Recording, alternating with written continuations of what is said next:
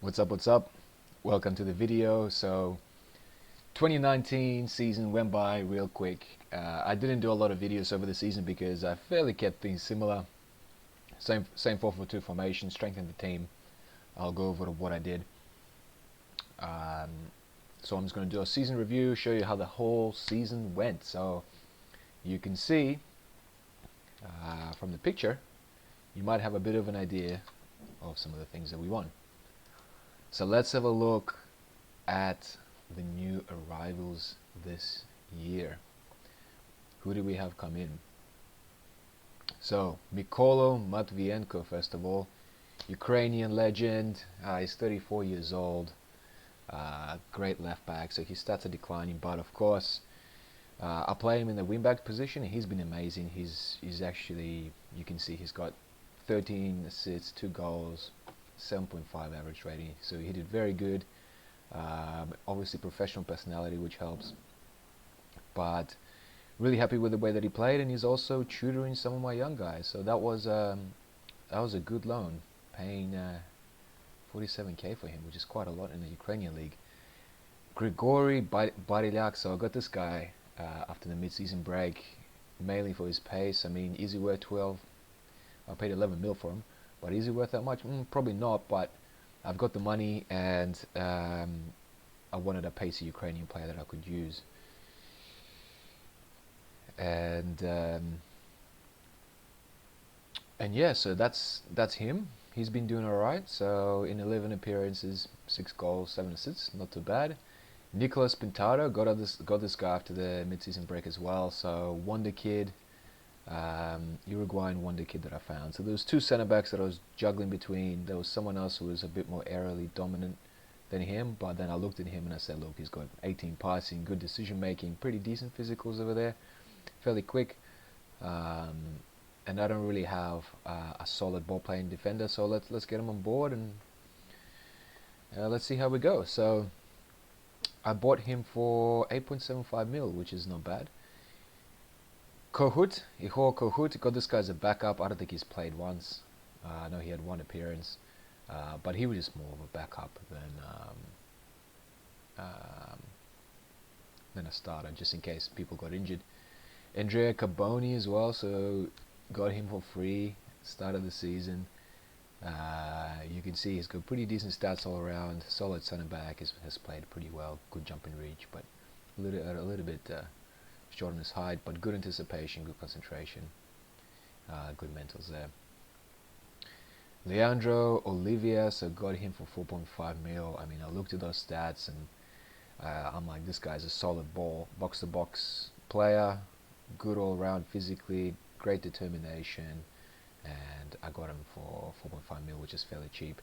Dean Turpak as well, mainly got him because to make money off him of the future. He was showing really good potential, and you can see he is, even though he's a fullback, but obviously he's got the stats to be a very solid deep line playmaker. Good tackling, great passing, good technique, good teamwork, good vision, good work rate. So and you can see decisions in bravery. So I might make him my deep line playmaker in the future. Herman Petikarari. So how much did I get him for? Did I get him for free? I mean, I got him for free. How could you pass on a deal like that? So solid midfielder, as you can see, good teamwork, good work rate, good tackling, good ball winning midfielder, or even box to box. And Mykola Sheparenko. So I need some Ukrainians in there, and he's obviously a legend in the Ukraine. Good to have a player like him, and he's once again all round, can do everything. So you can see, I got a lot of midfielders. I really stacked this team with midfielders, which made it very difficult to juggle in game time, as you would guess.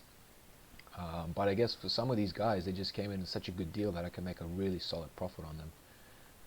And they are good players as well. So yeah, transfers out. So I'm going to skip some of these guys. So Quintero, didn't renew his contract. He wanted too much money, and I was like, bro, you're not worth that much. I look at the amount of midfielders that I got, and I think he had a thing where one of his traits is he did not enjoy big matches, and that was a bit of a deal breaker for me. I didn't like that because I'm trying to win a European Cup. You need to be good at big matches for me, all right? The Ukrainian Premier League got that in the bag now. I need Europe. So anyways, they let him go, let Almeida go. Victor Tashenko as well. He wasn't, no, that's not much of a player. Kirillov, let him go for 34.5k. I mean, he had decent stats to be a false nine, but I didn't really have space for him in the team. This guy as well, so I got him for free earlier on, but obviously my current players are much better, so cashed in on him at 1.2 mil. Oh wow, he's transfer listed. No longer require his services. He's actually not a bad player. For maybe yeah. For team on my side is no good. Yuri Azaev didn't make a star for us once again. A lot of mids, enough fullbacks, so I decided to cash in on him. Velichkov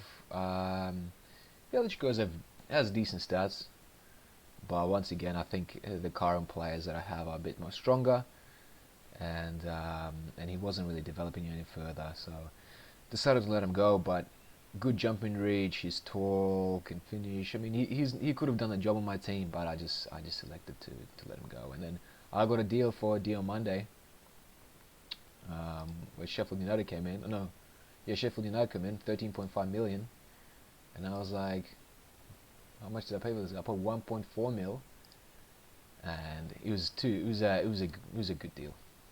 So I let him go because of that. Ocharov. So these guys, Sparta Prague came in and they paid his release clause.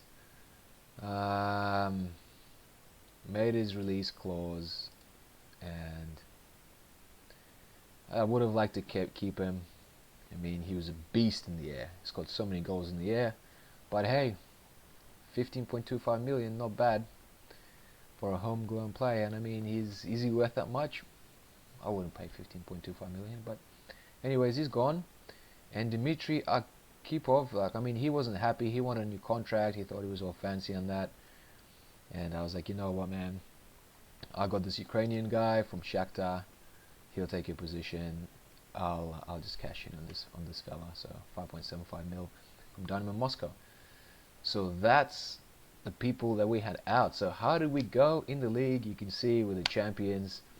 Shakhtar fell out of the top 4, so they're really going to struggle financially. Dynamo Kiev, I mean, I think they're going to struggle as well because they didn't play in the European competition this year because of their finances, so I think they were in a negative balance. So they didn't play in the Champions Cup, so they weren't making any money. That's a big loss for these guys. They'll be hit quite hard with their finances because you get no money from the Ukrainian Premier League.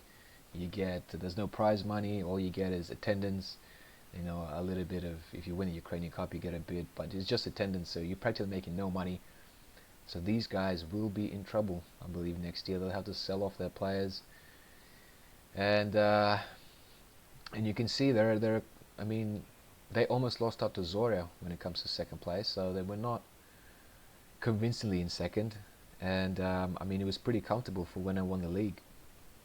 But anyways, that's third season in a row. The champions, so pretty good. We're getting that qualification to the Champions League. Now, in terms of how we played this year, so we did lose a few games here and there, but otherwise, I mean, look at this run of games. I mean, win. We'll draw against Shakhtar Donetsk. I'll take that. Loss against Sobolon Kiev, but no big deal. I think we wrapped up the season around here anyway. So, and you can see some pretty good wins there. 4-0 away to Dynamo Kiev. Champions League, it's a sad story. I mean, we started well, lost to Man City both games. This game here at home, we conceded in extra time, almost got away with a draw, and that would have probably been enough. And then drew against Olympique Lyon, but then Inter, we got smashed 5-3. Got dominated, so finished third, fell into the Euro Cup, and then I thought, alright, we're going to go and we're going to make it to the finals in this. And then Everton destroyed us 7-2 in the quarterfinals. Absolutely killed us. I think my keeper was demotivated. I didn't use my team talk so well, and yeah, I could have went a bit more defensive in this in away, and then we lost at home to Everton. Having said that, they do have a pretty decent team, Everton. Ukrainian Cup with the semi-finalists. I mean, I didn't really care too much about Ukrainian Cup, whatever. Ukrainian Super Cup, we won that, but once again, no big deal. So moments to remember. I mean, the biggest win, 5-0 against Olympic D. Match to remember, 3-0 against Alexandria away, and goal of the season is from Beloy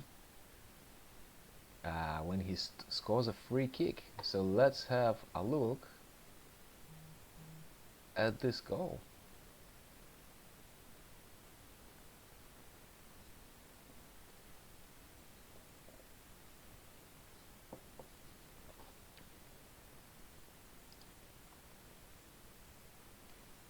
Come on now.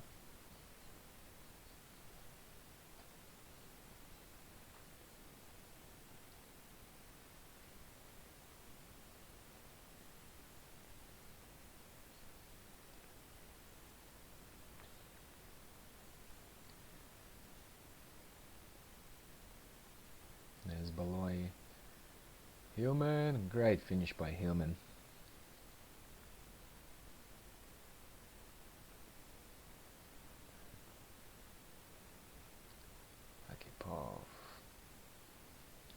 And see, you just get those quick wingers, get them to run into the box. Well, this is the goal. Yeah, that's pretty cool. Keeper should have done better. I'll take that. Now, what's the final goal look like? Romero, good finish. Okay, let's go back. So, finances, how are we looking? Haven't improved too much over the year. Club reputation fairly the same. Sponsorship, I mean, a bit more from sponsorship. Broadcast revenue, 412k. We didn't make it as far in the Champions League. Prize money, once again, we didn't make it that far in the Champions League. We couldn't get out of the group stage, so not as much prize money, but still a pretty decent amount. How we lined up, 4-4-2, same as last year, just strengthening, just building up on that.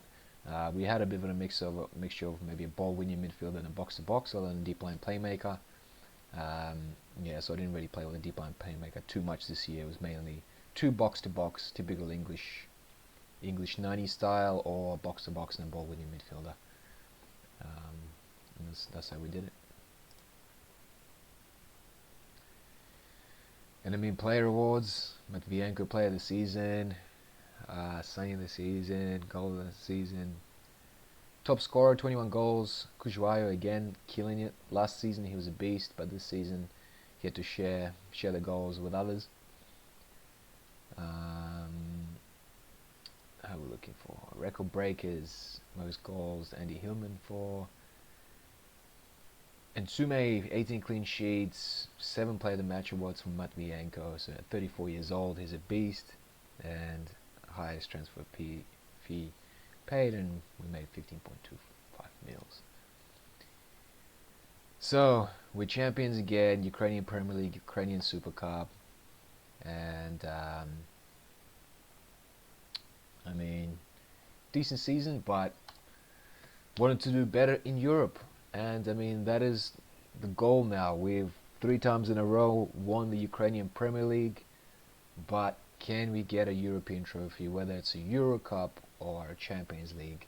We'll need to strengthen the team because we're coming up against some really big, strong teams, really strong players. So I really need to think of my formation when coming against those guys and see where I can strengthen my side.